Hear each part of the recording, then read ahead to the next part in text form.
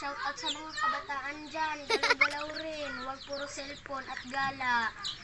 Tulungin nyo rin mga magulang nyo.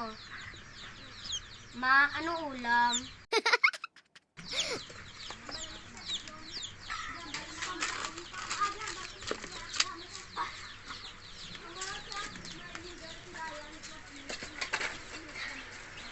Ma, anong ulam? Action. Ma, anong ulam?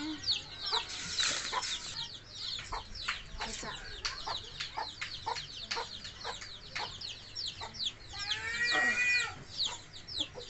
Ma, anong ulam?